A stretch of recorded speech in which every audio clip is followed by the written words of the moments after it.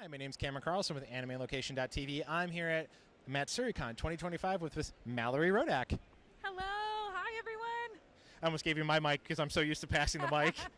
So this is your first time ever to Matsuricon. How are you enjoying yourself? It is only Friday afternoon, but how are you enjoying it? So far, it's been incredible. So I had always heard about this con, and I've heard very positive things, just about the showrunners, the way the con is run, how they take care of their guests, and so far it has been 100% true. Everyone has been so nice and accommodating, so far it's been incredible. I'm excited for the rest of the weekend.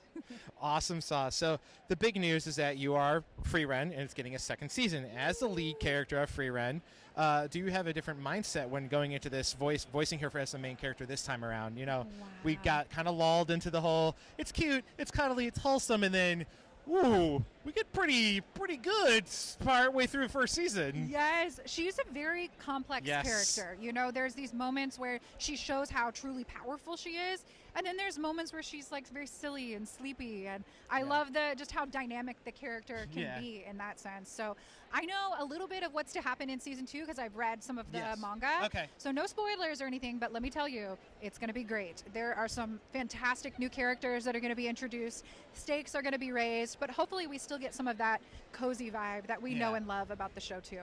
I mean, I felt like that's the thing is I'm not a huge streamer of anime. I want to watch, I want to buy. Yes. And so people are like, you got to check it out. It's on Netflix. And I was like, I do have a Netflix account on purpose for other reasons. And so I finally checked it out and I was like, oh, this is so beautiful. And then it's so cozy. And then you're like, oh, now I understand why people like this show even more. Yes, it's the kind of dynamic range, that's what makes it so special, is those big moments are even bigger because of what came before it. Yeah. Okay, so this is another wonderful show. I mean, John loves Free Ren. I love Free Ren. But this is a show I really love is Overlord. Ooh. And you play Solution, the slime maid. What's it like playing that? And then on top of that, you also, season 5's on the way and the movie. Yes. So what's it like always playing a slime maid? I love voicing Solution. She is so delightfully evil, and it is fun to be bad. And I love how this show plays with good and evil, and it's a moral gray jumping rope. Exactly. That's actually, I stole that from Tatum, by the way, where he talks about a gray moral jumping rope because of some of his characters. That's fantastic. I'm going to steal that now from y'all. That's great language. But it's true because, in many ways, she is evil, but then you kind of root for her from time to time. But voicing her is very interesting. And I know in the source material, they go a lot into her backstory and, the details about her character. Her being a slime is particularly fascinating to me, a very predatory slime. So I'm excited for what's to come. I hope that in the new seasons we get more of the Pleiades maids and their backstory. They're all so cool. I love them. Yeah, all the maids are really fun, especially like how they're all like different dynamics and how they were created and all that type of stuff. It's so much fun. Yes. So there's a show I watched that I liked was Goblin Slayer. Love Goblin Slayer. And how, you bring, it's kind of funny is that none of them actually get a name. Yeah. None of the characters are named. So you literally are just called High Elf Archer. How hard was it actually doing that? Just being like, she doesn't have a name. It's funny because I'm so used to it now, I don't even realize that she doesn't have a name. Like, her name is High Elf Archer in my mind. And then Priestess is Priestess, and Goblin Slayer is Goblin Slayer. So it's almost like it's that initial shock of like, that's High Elf Archer, that's her name. It's wore off on me because now she's just so ingrained in my psyche that she's High Elf Archer and that is her name. So I love her. She's my other elven lady other than Free Ren, and we love all the elves. I have 3 actually. So I don't know if I put that in. Let's see if that's in the works here. So this is a really fun one. You worked on Star Blazers, Space Battleship Yamada 2199. Knowing the weight of the show and the title that it carries in the anime world, how did you approach the role? Because I mean, Star Blazers is like a staple 80s anime that like carries through generations of anime fans, and then you get to now come along. What weight did you feel carrying that show? Oh my gosh. Well, first of all, it is one of my favorite series. Other than Free Ren, I'm a huge sci-fi fan. I love Star Blazers for a lot of the history, of course, being a sort of a reboot of the original show from the 80s. But I love the music from that show, like very brassy, kind of sets the tone. Orchestral, exactly. In that way, sort of reminds me of Free Ren. But I was just excited to be part of a kind of sci-fi space opera.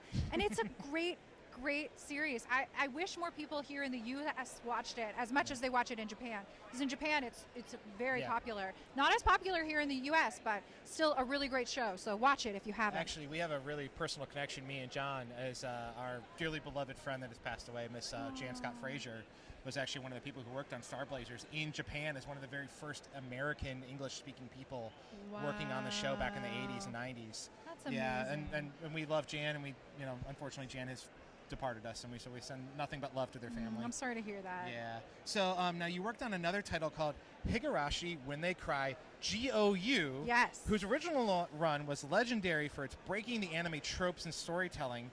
How'd you approach the retelling of a weird timeline murdering story? So before I got the role, I knew nothing about Higurashi. And I started recording it, and I was like, what is this? And so then I watched the entire thing because I was just so fascinated. I wanted to know, what is the origin of the looping? Why is this happening? All of that. And it was just fantastic to be a part of that and kind of delve into this world. I'm not much of a horror girl myself, but there was something about the show that just really caught me. I love how it goes from slice of life, we're going to school, to murder.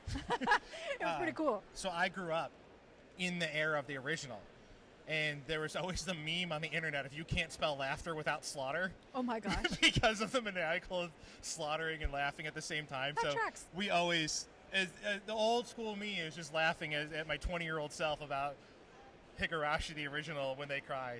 So I laugh about the fact I'm talking to a new actor who's like, I didn't know anything about the original until I got part of the role. No. All right. So we obviously know about NDAs. Are there any shows you concurrently talk about that you want fans to check out? Oh my gosh. Well, I think it's really exciting for me because this is my 12th year recording anime. So I've done lots of shows, hundreds of shows, but a lot of shows are coming back, which is really cool. So Frieren Season 2 is coming back in January. Black Clover is coming back. I voiced Nebra Silva in Black Clover. Mushoku Tensei Jobless Reincarnation is coming back. Good. And Slime is coming back. That time I got reincarnated as a slime. So we got a new season and a movie coming. So all of those things are really, really exciting. I also, this season, am voicing a red panda. The cutest little red panda you've ever seen in your life. His name is Maggie, and it's in a show called, and I'm going to butcher the pronunciation, Dekken no Magura. It's The Earthbound Mole is the English title. Really great show, very interesting, and voicing a red panda has been an absolute delight. It's exactly how you would think it would sound, and it's really fun for me. Awesome. So last thing is two-parter. Where can we follow you online? Oh, yes. So I am on X. It's MALL0RIE. I'm on Instagram. So that's Mallorie, but with 3 M's. I'm also on TikTok as well, and that's my name, Mallorie Rodak. So give me a follow. I post a lot of memes. So if you're a meme person out there, come and give me a follow. I'm having too much fun on the internet. Alrighty, and then what would you like to say to all the wonderful fans who have been keeping up with you for the last 12 years? Oh my gosh, well, thank you. Thank you for being a part of my life. Thank you for supporting me.